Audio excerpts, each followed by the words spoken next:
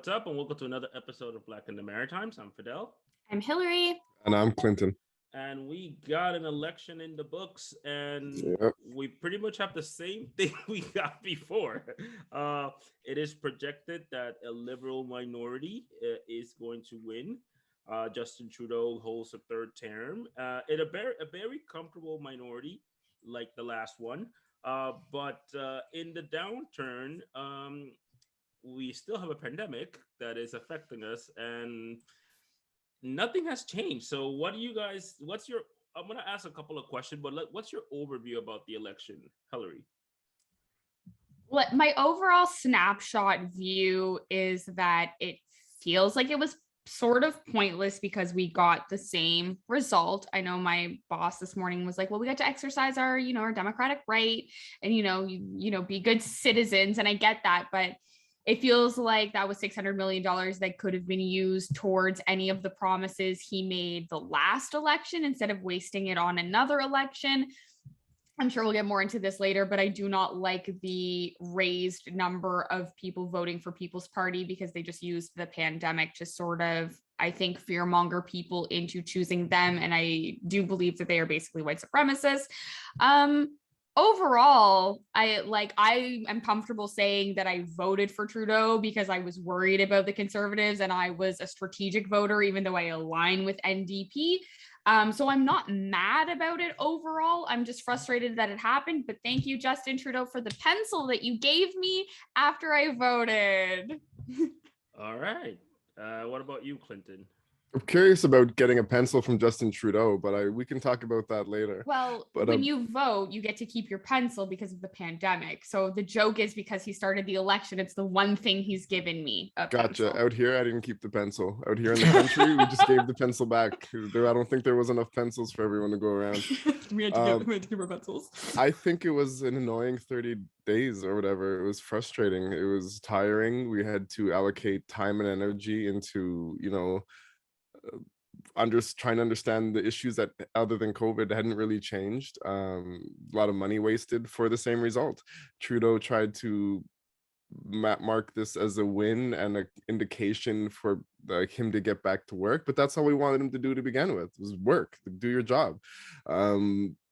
It's what was I gonna say? It was oh, I just totally lost my train of thought. Oh, this is horrible. I'm gonna cut this out. it was just, oh my gosh, I knew exactly what I wanted to say. I can't remember. It happens. I mean, clearly we could see. I see it as Trudeau thought he could get a majority. Definitely, I think it was a bit of a power grab. He did a little bit of Blaine Hicks there, but he didn't get the Blaine Hicks, which Blaine Hicks did get a majority, but he did not. He got a minority again. There was money spent, but money will get spent on any election. I'm not too concerned about the money because any election gets money, and New Brunswick had an election, and there was a waste of money as well. That always happened.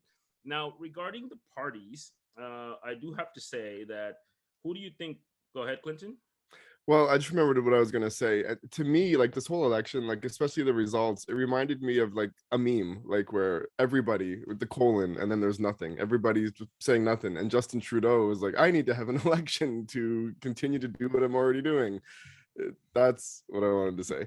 It's no one was calling to take him out of power. No one was challenging his power within the minority government, and he just wanted to have an election. To me, it was like a meme where everybody was just saying nothing, and then he had to go and pull all this for what he thought he could. I guess he thought he was popular enough to pull off a majority, and that wasn't the case at all. His definitely, him and his advisors must have their facts wrong, because yeah, we basically ended up with the same thing, other than Anime Paul didn't get her seat, unfortunately. The NDP got a couple extra seats, which I personally think is kind of cool. And yeah, it was just a fuck show. But I will ask something to you guys when I get this comment out of the way. We did get some things with the NDP. we're gonna go to the Greens, which the Greens is it's a definitely a different story. I think they got crushed this year. They really went backwards. But when I see this election, I do think he had the popularity. I will say that he did have the popularity. However, I will say it's bad timing. I think if there would have been less COVID, people would have been like things would have been under control. There would be this fourth wave. I think he would have a better shot at getting the minority because say what you want to say about him, he's a likable guy. He's more likable than O'Toole, for sure. Uh, but I don't think I think it was one of the things. I think they timed it really, really wrong. That's one thing I will say. And the other thing is that people were pissed off because they didn't want this election. Nobody wanted this. Nobody wanted this election. So I think if he would have waited a year and he would have kept doing what he was doing, trying to control this pandemic, I think he could have got a majority. But anyways, it is what it is. It's Groundhog Day for me. It's like Groundhog Day. It's like you got it. The same thing happened. Same minority. It is what it is.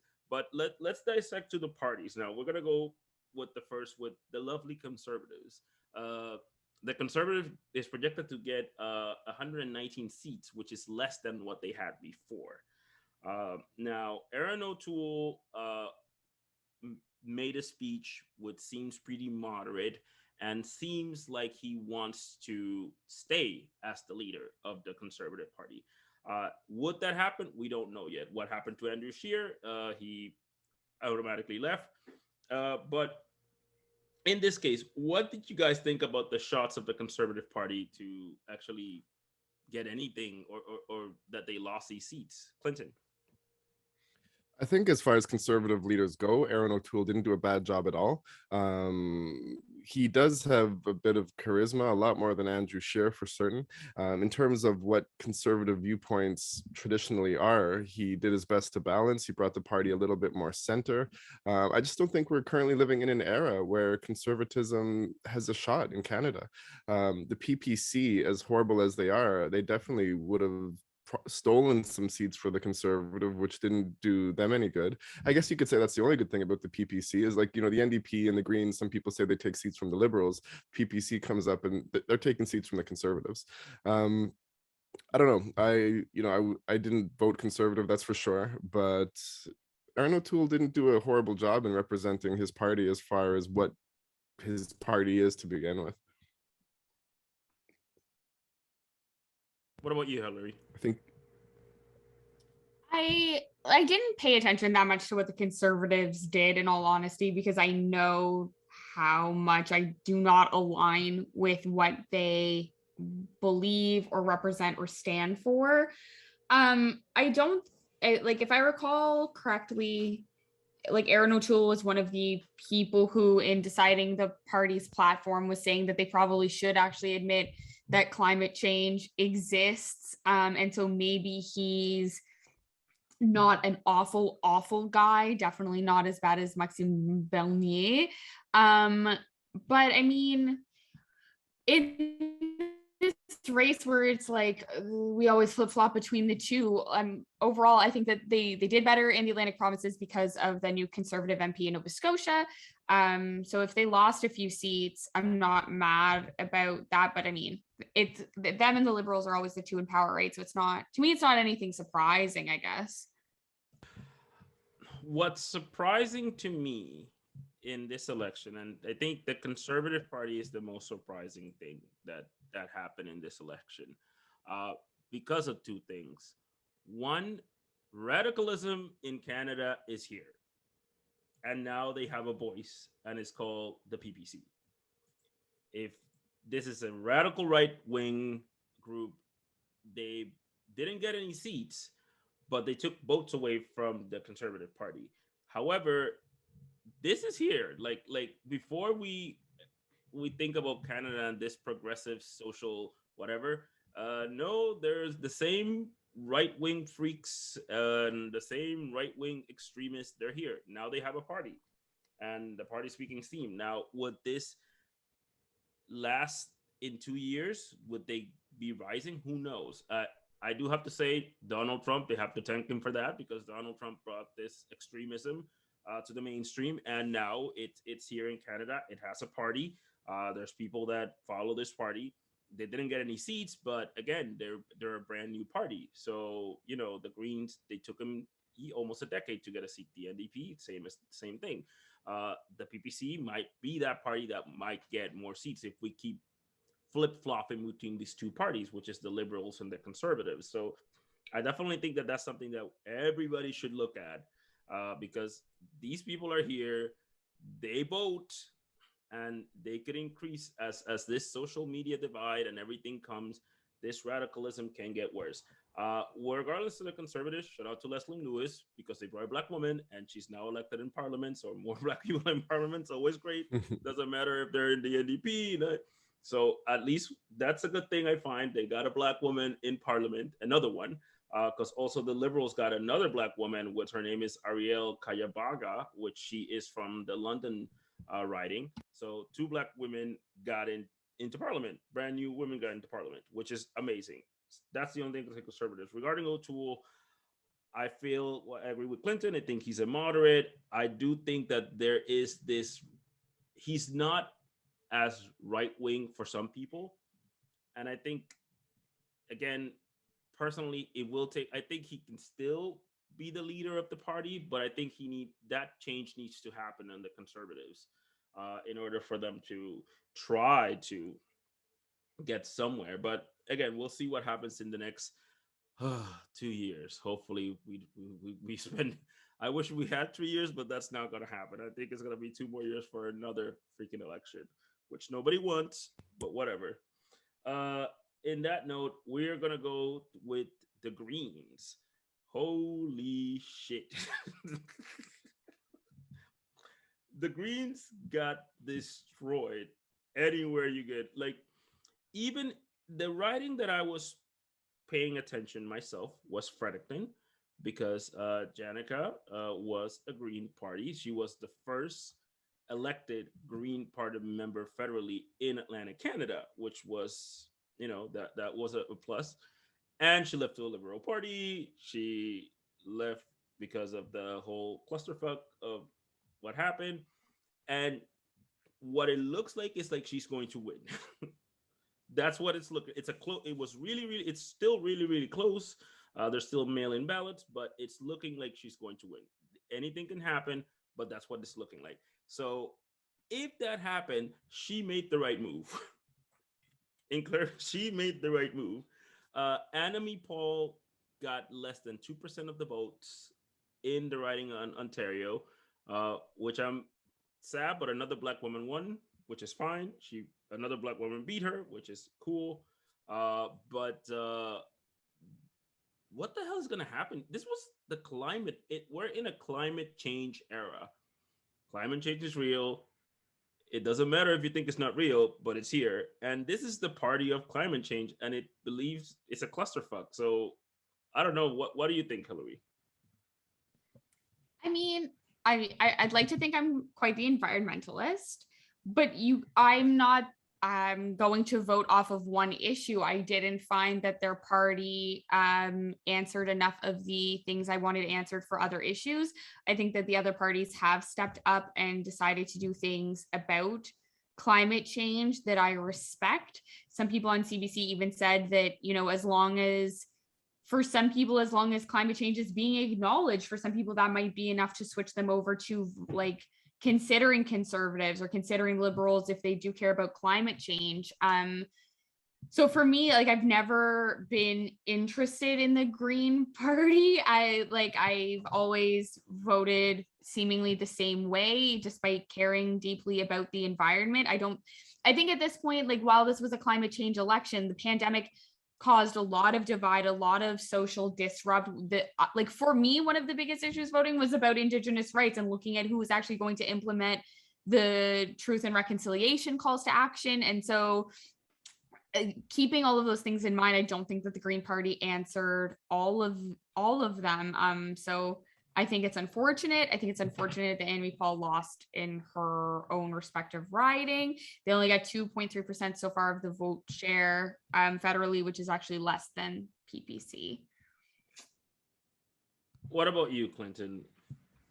Um, yeah, I totally agree with Hillary. Like, you can't pick an election or pick your party based on one issue. While the Earth itself is theoretically one of the most important issues because we all can't survive without it, you can't just vote on that one thing. They don't have a strong enough platform, and they don't have in my opinion, the ability to address enough issues or make enough change to really lead and govern the country. I don't even know that they could have they yes they we all agree that the environment is important, but I don't know that they could take the steps or measures to help the environment if they were in power. I don't know if they have the infrastructure globally or around the world to make that big of an impact.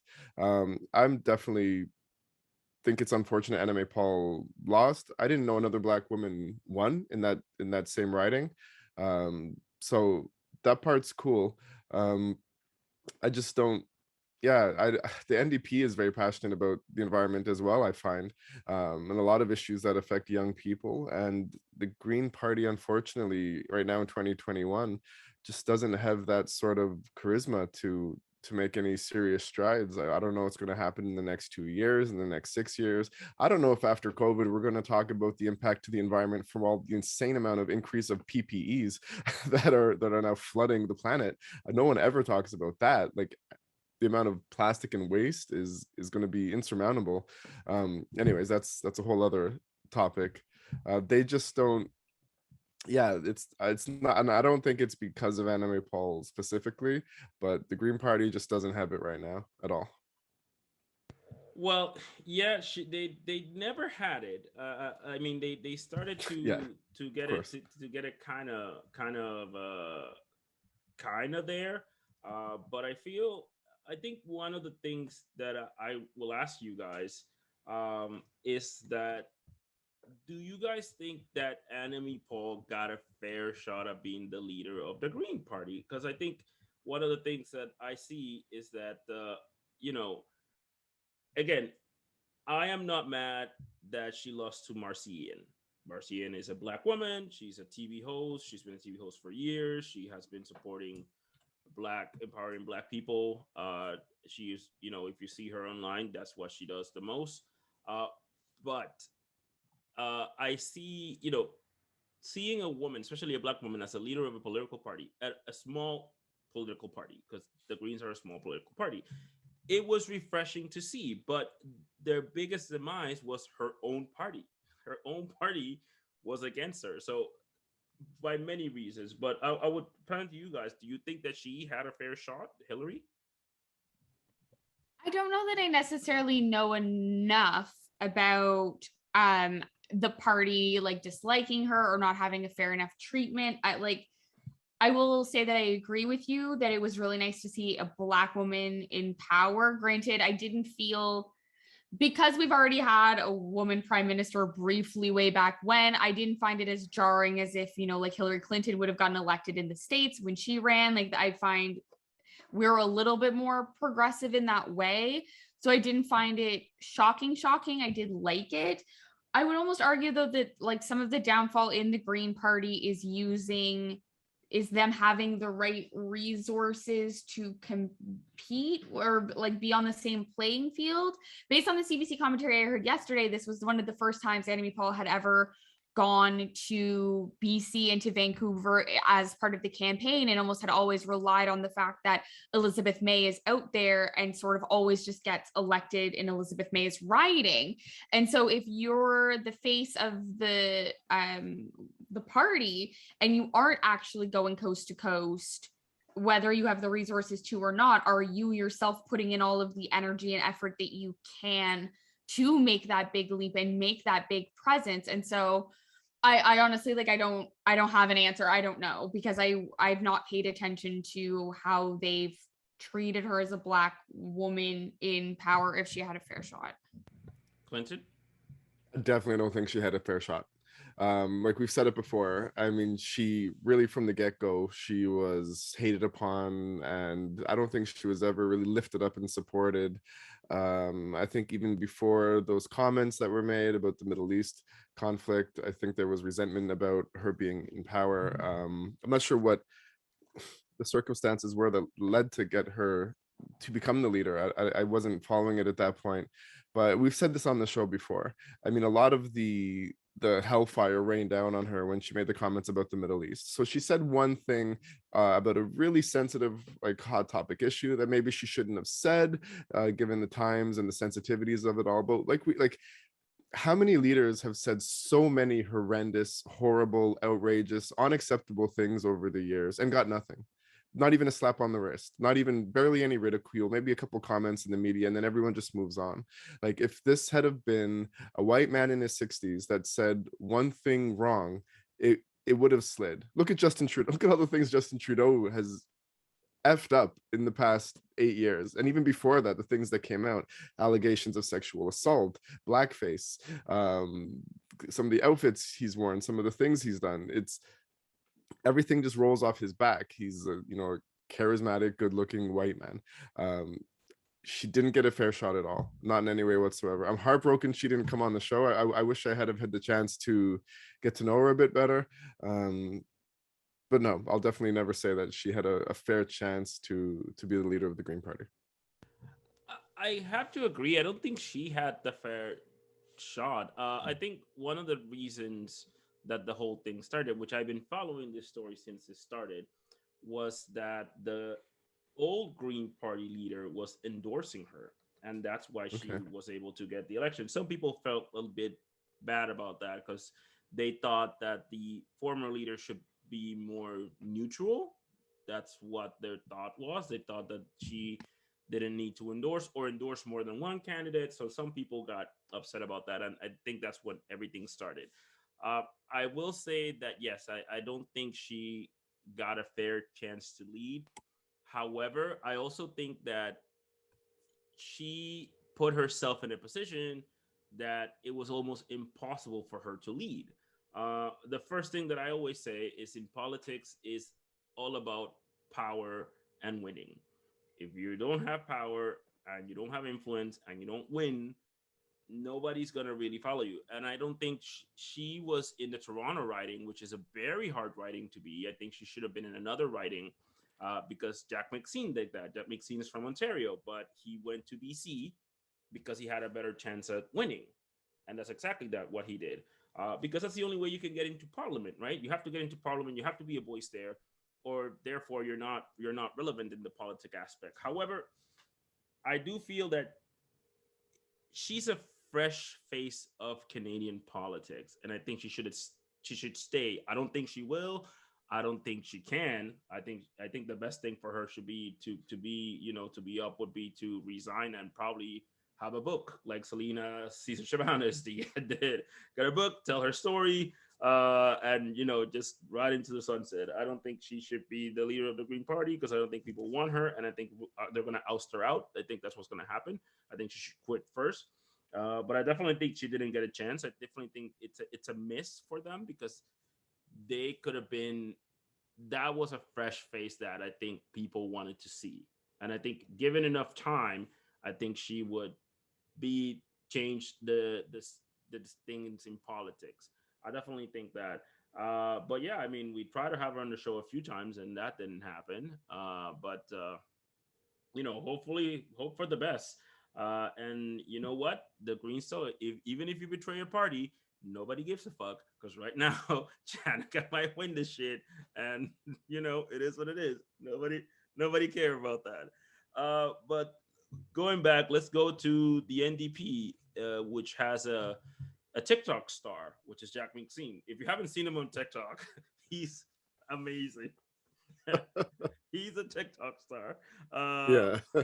so the NDP could be the overall winner of this election, not by much. I think they gained 2 or 3 seats. They're still leading a couple of seats, so we don't know yet. But they won 2, maybe 3 seats more than what they had to. Jack Mixine, of course, got elected. We'll see if he still keeps the leader of the party. Our friend Matthew Green got elected, so another black man. He's still incumbent, so that is great. Uh, but probably the NDP might be the winner of the whole thing. They said they're projecting 24 to 25 seats. So that's they had 23 or 22, I think, last time. So that's great. So what do you guys think about that, Hillary? I think that's great. I am my views align with NDP. I think that that's awesome. I think it's a step slightly closer to maybe something different than red and blue. I do think though it would take a lot to really stir that pot. But I think that it's great that they got those extra seats. I think it shows that maybe, you know, some people were really frustrated with the pandemic and how it was handled, and maybe some writings really did want change. I always feel like I know a lot of people that claim that they're going to vote NDP, and then I never see enough orange to represent it, especially in the East Coast. But I'm all for them getting more seats. I think that's great. What about you, Clinton? Yeah, I'm happy about that. I like Jagmeet's platform. I like how he carries himself about, how they operate. I like that they seem really focused on youth and the next generation, which again, I feel like focusing on the youth and the upcoming generations is a way to also focus on climate change and the future, because this is who we're leaving the world to, the youth. Like, he has really done a good job at encouraging young people to vote. I know my daughter and all their friends were out there. Ryerson, whose name will be changed soon, thankfully, was out there voting. And my daughter, she's 21. She waited 2 hours, an hour and a half in line to vote, and that's not something that people did when I was that age. I think he is someone that has helped to mobilize young people. I do align myself for the most part with a lot of the NDP's views and their platforms. Yeah, it does take charisma to lead a country. I think he has it. It's, if you haven't seen him on TikTok, yeah, it's definitely a lot of fun to see that he's out there and taking advantage of technology and modern trends.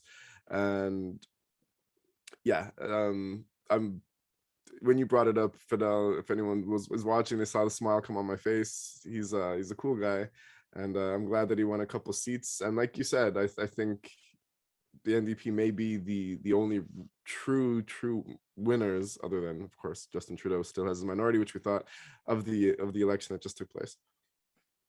Now, I still got this question, and I'm this is bulbs on my head. Jack Mixine is the only candidate that's catering to the youth. He's doing what the youth people, and he's a one candidate that is always looking ahead. His party doesn't seem to do that. He does that, but nobody else in his Yeah. party does that. Nobody else in his party is like out that we know of. There might be somebody that be, but he's consistent with the youth. But if you look at New Brunswick, the NDP is non-existent here. There. Well, Go ahead. I know, it's just, I will say, like, I was fortunate enough to participate in that like drag brunch that the NDP was doing as part of their like initial campaign stuff. And that was definitely a fun trying to get the youth event. Every person there representing the NDP other than Jagmeet was like I would say of an older demographic that did not really seem to understand what was happening with the drag brunch, but was like nodding along and vibing. So I think that, yeah, there's definitely a discrepancy between what they're pushing for and the movement and sort of the people representing the party. That's true. I mean, and that's what I want to think. Like, I don't feel, because from what I heard from people in the NDP, they still think of Jack Layton. I think they still think it's Jack Layton's party. And Jack Layton was more of a grassroots type of guy. But Jack Mixine is giving them the blueprint to succeed here. He's literally giving you, grab your fucking phone, start reaching out to this youth, because it's a marathon. It's not a sprint. Today you may not get it, but in the future, when these kids are 18, 19, these kids will know what your party is. But nobody else does it other than him. It is just, do you think it's a party issue, or do you think it's again, New Brunswick is the best thing. New Brunswick, the leader of the NDP, is young. He's super young. He's probably like in his 26 or something, and you can't see him. He's non-existent. So would that is that part of their issue, or do you think that they're just like what you think, Hillary? Maybe they're just old and don't get it. Clinton. Oh, I think you're right. I mean, he's the interim leader still, isn't he? Are you talking about Mackenzie? Yep. No, Uh, Mackenzie. No, he's I not the interim. He's the leader now. He's oh, I the thought there was leader, another young guy that became the leader after him. and he quit. So No? Mackenzie's back. He's the leader Okay, now. that part I didn't know. Wow. Yeah, I mean the NDP should be the face of the youth. You guys both point like really relevant. Yeah, Jagmeet Singh doesn't seem to represent a lot of, he doesn't seem to kind of mesh with who you see running for the NDP, especially at least in New Brunswick. Like there's kind of a disconnect between it's still like older white people, but I mean that is the majority of politics to begin with. Um, he's definitely laying the blueprint, and it's the future of politics, and getting the young people, I feel like they are going to start to vote as they get older. um I don't know. I wish the NDP had a stronger foothold in New Brunswick.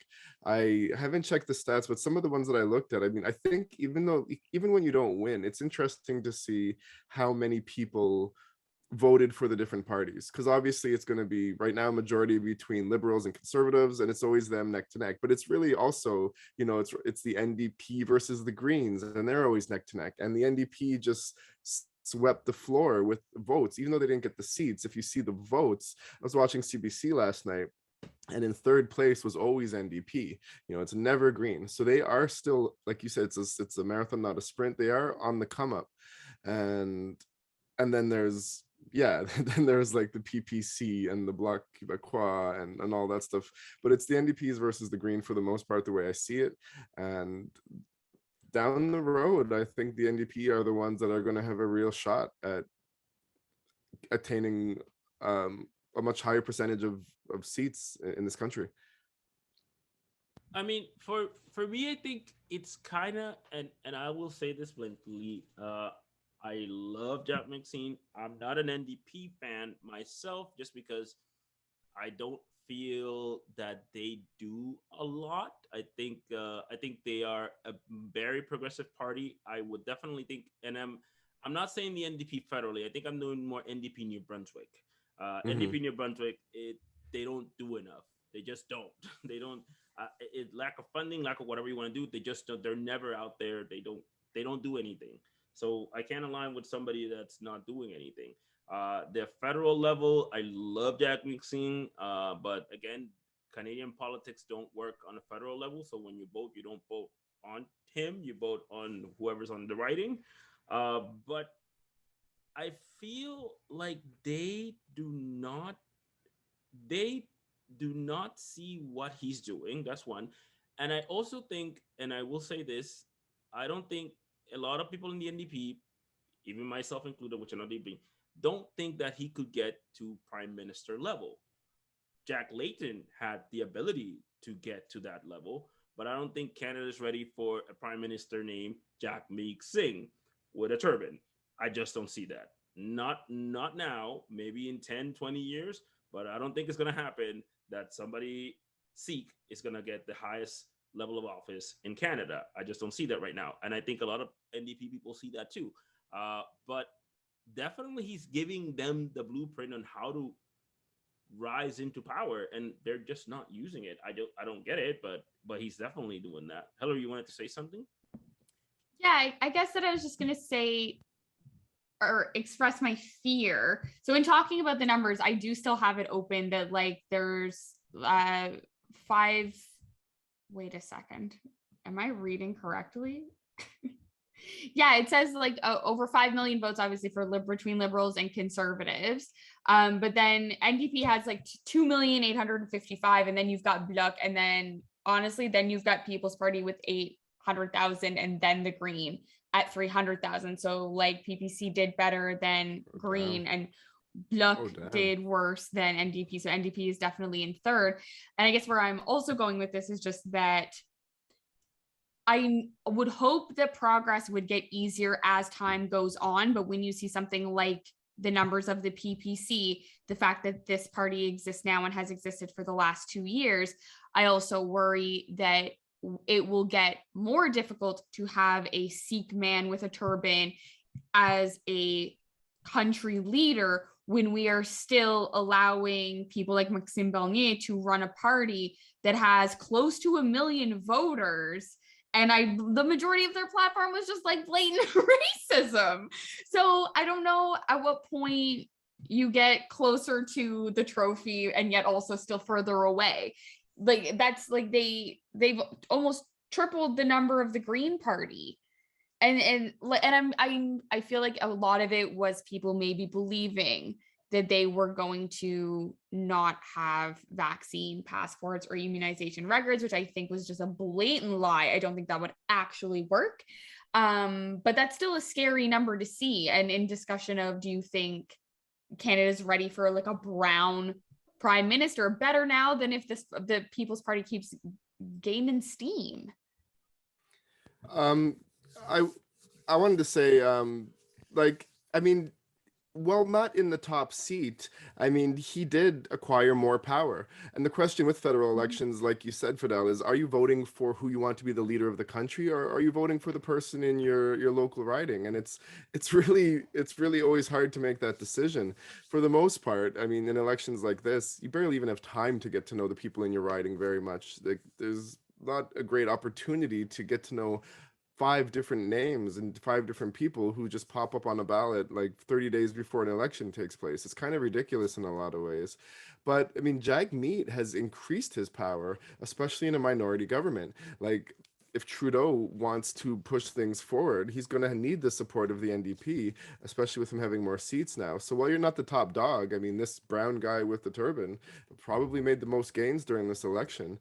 I will say, New Brunswick is it's a really stressful place to be in sometimes, because out here in like Cook and Dorchester, where I'm living right now, I did see more PPC signs on people's front yards and lawns than I saw of any other candidate during the past month, like by a landslide. And that was really concerning for me.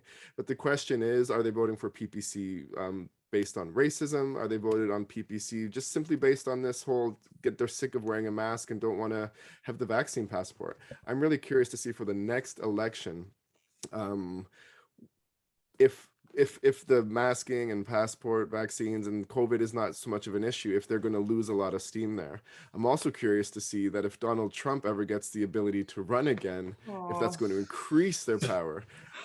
So yeah, this election is not anywhere close to as interesting as the next one is going to be, in my opinion, whether it's 2 years or 4 years from now. And even if Trudeau really had nothing to lose in this election, because something I learned recently is even if he um, even if he had a major loss to the Conservative Party or anything else in Canada, correct me if I'm wrong, Fidel, the law states that he doesn't even have to step down. He, like, the Governor General doesn't have the he can ask the governor. How does it work? He wouldn't have had to step down. He still could have ran for the next 2 years, because the governor general isn't going to just like force him to leave. He could have requested, or he could have decided to stay on, even in a minority. I heard this on CBC. I think I'm getting some of the details wrong, but he really had nothing to lose during this election. Well, how it works is that he has to ask the governor general to dissolve parliament, and the governor general is supposed to agree, and they call an election. Basically, Trudeau could have stayed 2 more years, and he could have not had an election. That's what everybody's complaining about. Like, he didn't have to. He didn't have anything to lose. You're right in that sense that he could have just not had an election. He would be in power for 2 years, and then if they want to dissolve it, then he could have done it at that point. But he did it, which doesn't make any sense to anybody except them. But that's fine. Well, I guess, sorry, I wish I had better info, but what I learned yesterday was he, like, even if his party did not win the majority of seats, there's this assumption that in Canada, whoever has the most seats runs the House. But even if the Liberals had have lost seats, even if the Conservatives had ended up with more seats in Canadian law, there is a way that Justin Trudeau could have easily continued to run for the next 2 years, just based on the fact that he didn't complete his term or something like Yeah, that. yeah, it's called a vote of confidence. It happened in New Right. Brunswick with Brian Gallant. What happened with Brian Gallant, how Blaine Higg went, is that Conservatives had one seat. So the Conservatives have 27 seats and the Liberals had 26 seats. So Brian Gallant went and spoke at the Parliament to get a vote of confidence. And if they get the vote of confidence, that which would have done it would have been the Green Party at that point in New Brunswick. Brian Gallant would still be MP, premier, if they get it, even if he doesn't have majority. Yeah, same with Justin Trudeau. If he gets a vote of confidence, let's say that the NDP and the Bloc Québécois say, yeah, sure, this is no time for this, he could still have won the election. But yes, that's what it is. Yeah. So sorry, I'm so sorry. Yeah, that's what it would have been. So that highlights Jagmeet Singh's power. That's what I wanted. That's what I was trying to get at. So even if they had have lost, even if the Conservatives had won more seats than the Liberals, as long as Trudeau would have been able to retain the confidence and the support of Jagmeet Singh or the Bloc Québécois, he still would have been the ruling party. He still would have been able to continue to run the country. He would have had to make more concessions to the NDP and the Bloc Québécois, but he still could have been the leader, even if the Conservatives won more seats in this last election. So Yep. he had nothing to lose. He had nothing to lose, essentially. Well, no, he wanted more to gain. That's what the whole I point know, of but he had nothing to Yeah. lose. He wanted to gain more, spend $600 million, gain more, but he had nothing to lose And as he long as he gained has the nothing. NDPs and the Bloc Québécois support. Now, That's the whole point. Yeah, that's what I was getting at. That's insane.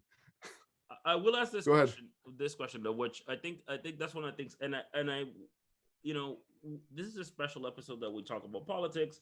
But I would definitely encourage anybody that they need to learn about politics, just because that rules your world. Like things that affect you is because of politics. And I had to understand it, and I understand it to quite a level, but I'm not a political scientist by any means or a political commentator or anything like that. I just know politics as I like it, and I think everybody should know it. I'm not 100% sure why people are upset about this $660 billion thing. Uh, and Hillary said, but go ahead, but I'll explain myself why. I'll explain myself why. I'm not quite sure why people are upset about this. I'd rather just hear your explanation. Yeah, I mean, just because it seems like a waste. So what's your explanation? Here's what how I see it. If you multiply it by all the people that pay taxes in Canada, it comes out to $20 a person. That's what it comes out to. That's one. That it comes out to $20 a person. The other thing is that unfortunately, in a democratic system, that's what we have, when elections are called provincially or federally, there is a budget spent for elections. This is money that is always going to be put in. Now, do we think that elections are called too often? I personally think so, but that's our system, right? That's how the Canadian system works. But also, do I think that people, when they say, oh, they wasted that much money, if you look at what we waste on, if you look what your province, not even your federal, what your province wastes, you would be more shocked and I would be more outraged than what people spend on election, because that's always going to happen unless we change our democratic system. So go ahead, Hillary. I see your face. Go ahead. Like, I don't completely disagree with you, but you're saying the same thing. I'm also upset about the other things that they waste money on too. Like, I'm not just angry about the wasted money here, but when you say it's going to cost 3.2 billion to get clean water on reserves, and let's say you divided that by people, like, put my $20 somewhere else. If I could have a say where my $20 would go, it would not have been this election to get the same result. I do think that this election was unnecessary. I do think we have elections too often. And if I could choose for that money to go elsewhere, I would give it to mental health resources. I would give it to the homelessness crisis. I would give my whole $20 to one person in New Brunswick, because that's more than the 5 cents that Blaine Higgs has given you. I would use it to hire the truth and reconcile the systemic racism person. Do you know where I would put my $20 if I had a say and where it would go? I would give it to the nursing homes and the people who work there in New Brunswick who are not who are struggling within their unions to be paid fairly and work during this entire pandemic, I would give it to the essential workers. I would not give it to Elections Canada. I voted for the same guy 3 times and we're nowhere better. Free Jones, free Jones, Wow. free Jones. Those $20, those $20 went a long way. Holy. I mean, if it's but like the point is made that if you're putting 600 million towards an election, and you're saying that 3.2 billion is too much to give the Indigenous clean running water and to stop a boil advisory, yet you keep putting it in your party's platform, maybe do something about it. Well, that was. Can we I'm going to insert some applause effects here. Like that was good. That was amazing. Like I like the way that Fidel broke down that it's $20 a person, and that's an interesting perspective. But yeah, just because the government wastes money on Article A, it doesn't mean like, oh well, they wasted money on Article B too, so that's cool. It's still annoying. It's annoying anytime they waste. And it is Canadian law. He has the right to do it. He's within his legal right, and so maybe that needs to be changed. But Hillary, that's the thing. Like that $20 could have been spent somewhere else. Well, but the reason why I say, and again, I think this is what people, is so important for people learn about politics. Right now, there is a crisis in Alberta. Jason Kenney has spent more money than the elections on all the fuck ups that he has done. Mad about that too. Add it to the list. And no. And again, nobody's saying, but what I'm saying is, and we are in a democratic system, and we should be lucky and we should be grateful that we are in a democratic system. If you go to places like Venezuela or places like, I don't know, Zimbabwe, or even other places like, in Ecuador, Bolivia, in certain times, not now, but in previous times, the democratic system is weak. Hell, let's just feed the U.S. The U.S. by an inch had a democratic system that almost collapsed, right? So we take it for granted that we have this democratic system, that we're able to use our vote, and if we don't like a government, or if we have people that if they don't like a government, they have a mechanism to dissolve it for good or bad reasons, right? So do I think we have too many elections? Yes. Do I think that we shouldn't have elections every 2 years? Yeah, I agree. I 100% agree on that. But I also understand that this money is part of the democratic system that we have a privilege to have. Now, do I think, like you said, that there should be more money spent, for example, the Indigenous? Now, people don't understand sometimes that, yes, it is a federal level, but the provincial level could do way more. Every province could do way more to their Indigenous community than a federal government could ever do, but they choose not to do it. New Brunswick it's a great example of it. New Brunswick chooses not to do anything to the Indigenous community, which they have some money to do it, but they choose not to do it. And the federal government could but cannot afford like homelessness and things like that. Your provincial government has the power to do way more on homelessness, to do way more to Indigenous community than your federal government will. But do I think it's a waste? I think we have too many elections, but it's not the first waste, and it's not going to be the last waste of election money that we'll get. I guess I would add, in terms of provincial things, still, I also thought the Centre Avenir Center, which I love to refer to as the CAC, I think that was a waste of money as well, in terms of things that I complain about. But it also, and maybe I'm wrong, but if I understand correctly, recently, did Justin Trudeau not say that at a federal level, he was going to give monies for women's health? And because of the whole debate around abortion access in New Brunswick, he did not give the funding to like the province of New Brunswick. So if you can do something like that at a federal level to encourage provincially more spending, better spending, equitable spending, then lead by example and don't do something as grotesque as running an election during a pandemic when it's unnecessary and unsafe, when your whole shtick is trying to lead the country through the pandemic safely, and waste $600 million in the process to get to the same place. Except now, people are actually voting for PPC, which to me is not good. And the NDP got more seats, which is good.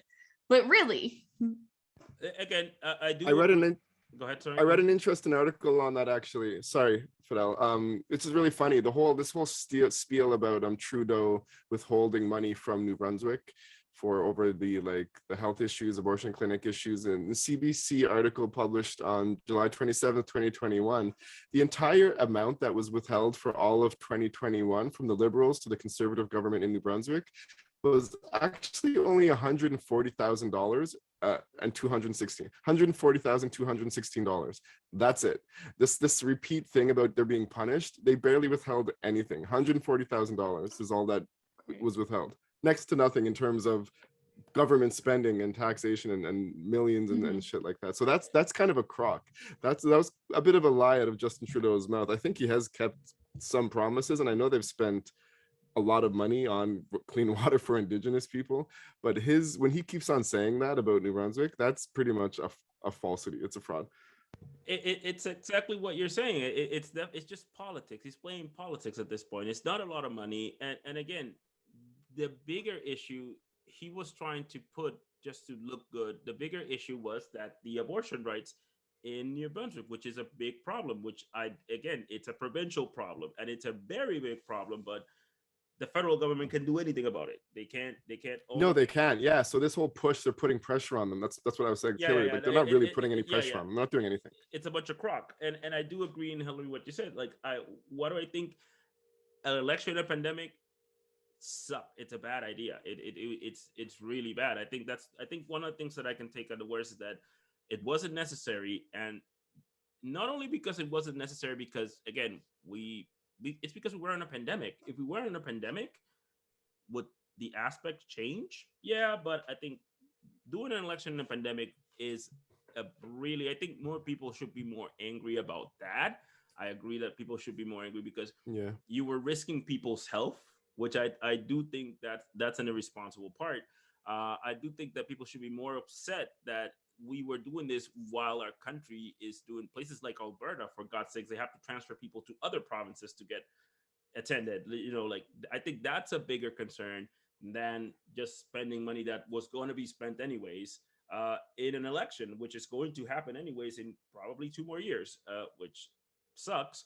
But I think people should be more concerned about our health and also about the radicalism that's happening in this country when you see party like the PPC getting a lot of votes. I mean, those are the two things that I definitely think people should be more concerned about. But again, I definitely encourage people to know more about your politics, because again, the more you know, the more you can decide, and the better your community will be. Because things, like I said, things like abortion, which it sucks for women, it's a problem in New Brunswick, but we don't talk about it. We don't press our premier that put that law. We don't press him about it. He's whoop-de-doo, but it's going to affect a lot of women. So that's definitely something that I think we should worry about. So we're going to get this last subject, which is COVID. Holy shit, what the fuck is happening? COVID cases in New Brunswick have risen to an all-time high, to as far as 155 cases in a day. As soon as they put the green light on this has become crazy, and now we have become to mass mandates. It's not looking good for our province, to New Brunswick, with this COVID.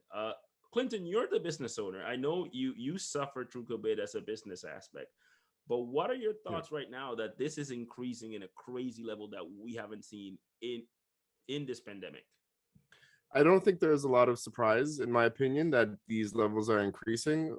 That's not true. I was kind of surprised when I saw 199 cases over the weekend, but it also could be to be expected. Like, we are the gateway to Atlantic Canada, and New Brunswick has been very lackluster in their acceptance of people from other places in the country. At the same time, we are the poorest province in the country, and we need some economic dollars trickling into New Brunswick, so they had to try something. It's exploding, and I think it's good that we're taking a step back. We tried it, it's not working. One person died, which is really unfortunate, and I think it's the right move to increase the restrictions a bit again. I'm not going to like that, the passport thing is not going to affect my business personally. If things change, we'll go back, but everyone's going back to wearing masks again. And that's okay. In my business, people, for the most part, continued to wear masks anyways. We were allowing people in without masks, but most of my team stayed masked the entire time. And it's just something that happens. I mean, COVID's never going to disappear. It's going to be with us forever. So hopefully more and more people get vaccinated. We get annual vaccines. Hopefully our human immune system across the planet starts to become stronger, starts to build better antibodies to this virus, just like it did for the common cold and for the flu. And yes, I know penicillin helped that as well. But humans get stronger. Humans adapt to things. 150 years ago, the common cold was a death sentence, and now it's not anymore. So I just hope there are new medicines developed, as well as vaccines, or maybe better vaccines in the future that serve to help. A lot of people thought they were opening the borders too soon, but I guess it's just what kids can never go to school again, or the provinces stay closed forever. Um, it's unfortunate the cases went up like that. I think I don't know what could have been done differently. I don't want anyone to die, but I kind of did support the government's choice to try something. I think they could have backtracked a bit sooner than they did and put some restrictions back on.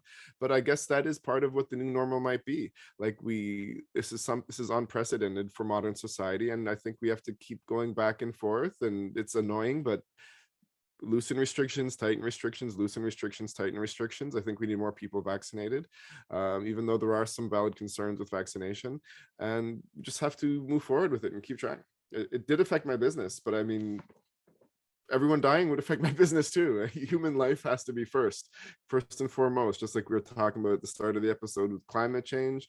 Well, it's not the only issue you can run on in a campaign. It's super important, and so is human life. So you just have to keep trying things. I think you're on mute, Fidel.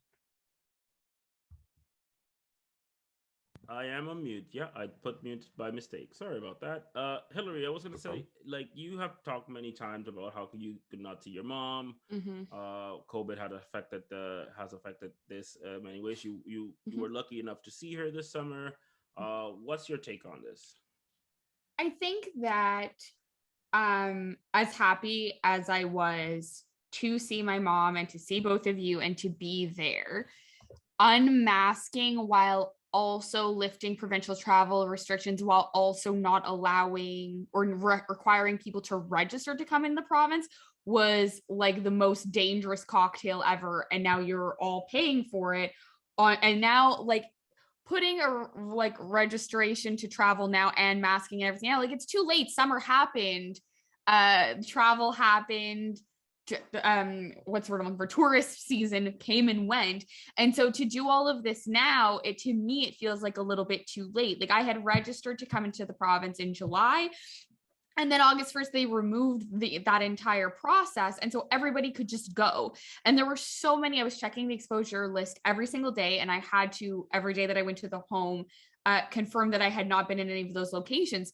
But there would be like 7 flights listed where people were coming in to Fredericton from Montreal who had COVID, from Toronto to Moncton who had COVID. And thankfully, it was never my flight. But if you're not making those people register, then like there's so many people that you're just letting run rampant. And then while simultaneously, so that's all happening while simultaneously they're not allowed, like not forcing masks in Alberta. Those two things are happening at the same time. That was my biggest fear. Someone would travel, like the kid sitting beside me who was from Grand Falls, who had been unmasked in Alberta. Like it was just so messy for no reason. And I don't 100% agree with this whole loosen restrictions, put them back, like just lock it down again for like a few minutes. You guys were doing so well, and then it all just fell apart because the priority became summer and the economy. And if the economy was not the number one priority, but the health and safety of the people living in that province were, I think that you guys would not be in the position that you're in now. I think that it's a little too late to do all of this. I think that they never should have loosened restrictions over the summer when it was going to be the biggest travel season, because it screwed everyone over. I mean, the fact that people don't give a fuck about being vaccinated, especially Alberta. Again, we're gonna go back to Alberta because Alberta is the craziest place ever right now. That their premier had to apologize because literally he has blood on his hand. He's literally let all of these people die, and the fact that you're seeing all of these people die, and we as a society are not caring for one another. I think that's the biggest hypocrisy when I see people in politics and people in power, that they care about the people and the children. And now you see a bunch of children getting COVID in schools. And now you see all of things. And the amount of people that don't care, because again, I don't think this should not be a mask should not be a political issue. A vaccine should not be a political issue. It should not be a divisive issue. It's plain and simple. If you're willing to fight for your country in a war, if you're willing to do something for your country, if you're a patriot and you want your country to be better, fucking get a mask, put it on, get a fucking vaccine, and that's how you help your country. Go ahead. I will say, because I've like recently had this discussion with a few people, and I even wrote a blog about it on my own blog, not the Black and Maritimes one, about like if we are all going to agree that COVID is real, whether we think the government made it or not, but we're all going to agree that it's real, then you sort of have to choose that either you're going to get vaccinated so you can participate in society, or you're going to wear your mask so that you can participate in society. I just don't understand that if people just don't understand how illnesses work. But I had the conversation with someone who was saying to me, first of all, said that their child had not been to the movie theaters in a few years, like the years of this happening, and isn't that sad? And I'm like, honestly, no, it would be sadder if your kid had died from catching it. It would be sadder if I sat next to you in that theater and my mother died because I was sitting beside you and you guys were spreading this illness.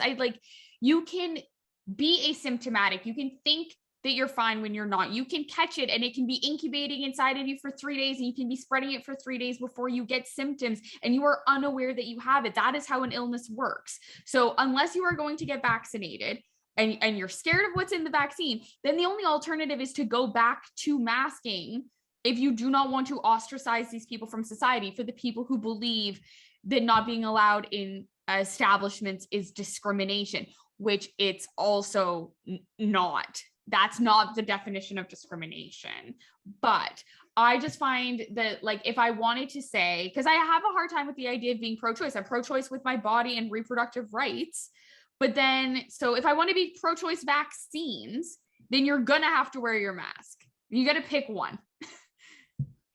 Yeah, I mean, I hear what you guys are saying, and I agree completely. Like, yeah, you got to put human health above the economy, but I just have trouble reconciling with then where does the money come from to put human health first, to think about mental health issues, better access to healthcare, better education. We're already the poorest province. So if you have to keep the economy closed and keep borrowing money, then we just go further and further into debt and further screwing over our economy. I don't tend to believe that solutions to these kinds of things are simple, but it's a crazy weird balance. If we're talking about like the idea that do we not care for the elderly if we allow people into the province and COVID, like a lot of the elderly died from the flu. So why haven't we been wearing masks for the past 20, 30, 40, 50 years? COVID is more contagious and more deadly, but do we care more because people our age and kids are dying? So is the idea that we never cared for the elderly, like the pandemic kind of pointed out with long-term care homes across the country. I mean, when COVID goes away, shouldn't we just continue to wear masks? Would that be the argument, so that we can continue to protect our elderly from dying? It's all really crazy and confusing to me, but it's the way I see it is I don't feel that focusing on helping the economy means you don't value human life. I find that it's just a really hard balance to try to figure out. Go ahead, Hillary. I was just going to say, so first of all, if Justin Trudeau is going to offer funds and benefits to businesses that ask for vaccine passports before the provinces mandate them, then clearly there are funds and monies to help the economy that could be offered that he's just sitting on and holding on to. because if that can be an option, then why not have other options? Why not have different subsidies and things where you can, like, if the, I mean, I personally hold the belief that I'm not talking about small business, and just I want you to finish. I'm not talking about small businesses. I'm talking about people paying taxes to the government to support public services. But go on. Is that what you're Sure. commenting on? What I said? Well, Okay, I mean, go on. I'm just sort of commenting on the whole thing that, like, if the economy has to suffer in any way and we want to put money back into it, first of all, I'm of the group of people that's like, just print more money. Like, why are we participating in society? Yeah, the liberals are putting us deeply in debt, and it's helpful. Yes. But for New Brunswick, that's already the poorest province in the country. I'm just wondering, where does it end? We're screwing over the future generations, right? We're screwing over future generations, though, that are going to have inherit more and more and more debt. I know I'm sounding very conservative right now, but we are screwing over future generations by just continuing to go deeper and deeper in debt. Which is not true. And go ahead. That's a different episode. No? But that's not okay. really, that's not really true. But I'm sorry to cut you off, Hillary. No, it's okay. I was just gonna say that I think that if there would have been the possibility to support small businesses that were doing this thing, then why not take those funds? And whether it's for small businesses or whether it's for different public services or whatever, to support the economy in any way that it was being harmed during this pandemic, I think if the money was there, if there was $600 million to waste on the election, why couldn't you put it back into the economy that suffered due to the pandemic? So I don't know. I think that there was better ways to go about it. And, like, in terms of not caring about older people, like, we never have. The eastern part of the world has been wearing masks all the time forever because of air pollution and for other reasons. But if it was working for them all along, and we see things like severe smog in LA and other places, why haven't we been doing this here? I'm of the belief that we should have always been doing it here.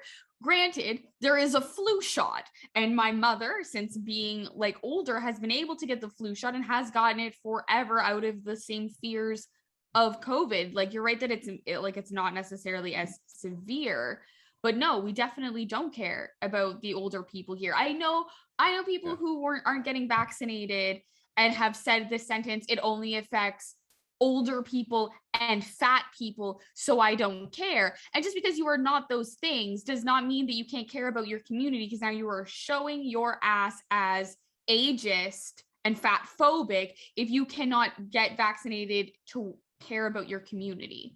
I didn't get vaccinated for me. My family had it. If you'll recall, I didn't even catch it. I got it for the people around me who would die, even the old little biddies at Shoppers.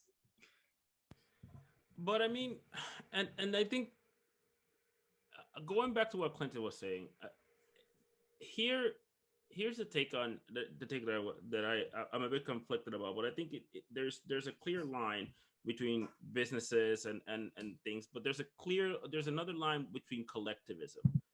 Like, when this pandemic hit, we were the first province to close shop. We closed everything. And collectively, everybody obeyed the rules. Yet, business suffered. Yes, business got, but we got better. We were one of the best provinces to do better. But it wasn't the government. It was people that followed the rules. People collectively fell in line and say, this is not getting here. Let's not get here. There's too many cases. And we thrived. We were one of the provinces that we had months without any cases at one point in time. Now, all of a sudden, because we're giving this much freedom, because we gave this, and because people have decided that everything is an issue, as a collective, we are divided by a mask, by something you can wear off and put back on. I don't think it's a politics or a government. I think it's a collective issue. If we as a society cannot agree on that a mask, we're not even talking about vaccines here, a simple mask that you can take on and take on off, is not a way to help your significant other or your neighbor or the guy that's on the convenience store or your coworker. And we cannot agree that 6 feet of distance is enough to protect ourselves. I think that's the biggest concern here. I think it doesn't really matter what any government can do as long as we don't put our part. And I think that's one of the things that I see in New Brunswick. Everybody fell in line when the government said it. When the government shut down, everybody fell in line, and we thrived. But now that we are loose, that is say, oh, okay, we get, and they were a little bit loose, and now the government's trying to put some restrictions. People are having issue with that, and it's like, is it? Do we really have to? Is it a problem with the system? No, I think it's a problem with ourselves. I think it's a problem with people trying to be with their egos and saying, I don't want to do this, I don't want to do that, and thinking selfishly. So my concern is that we as people always complain about everything, that but we don't take a look at ourselves and say, hey, what are we doing to fucking get the hell of this pandemic and get it over with? And it's not the same. If you look at New Zealand, which is a country that's the biggest example, again, not by any means, it's a smaller country and you can't compare it to Canada by any means, but they collectively have worked this out, and they have had problems, but they have had way less problems than anybody else. But it's not because of the government. People praise the government, but it's not. It's because people collectively choose to wear a goddamn mask, and they have like 10 cases or 2 cases or something like that, which is ridiculous, and they still wearing masks, and they're still doing their stuff. But again, I think it's not. I think it's a people thing. I think the people are us as a province. We need to think more than what are we doing to get this thing over with, because we did it. We done it before, but do we have to wait till the government cracks down just to get it done?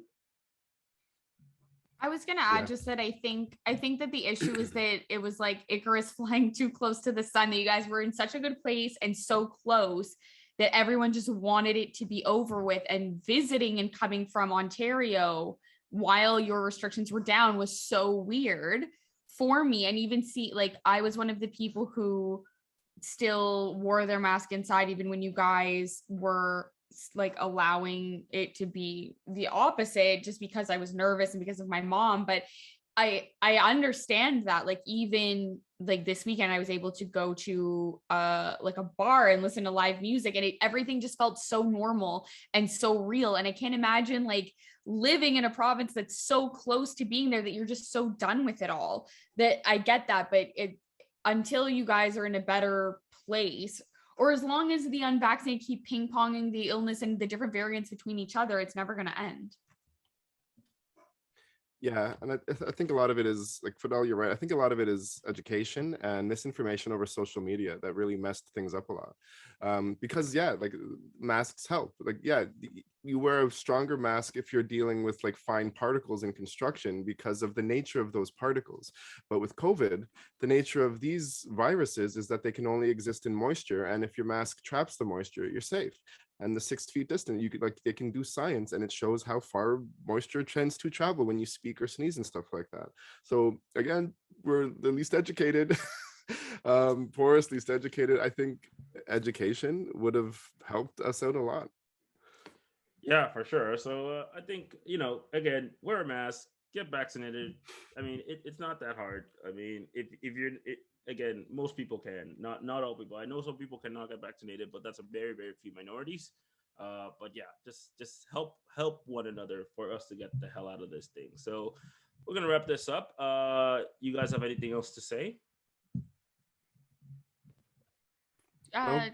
The usual crapberry, whatever. I was like, I don't even know my own social media handles anymore. That's it.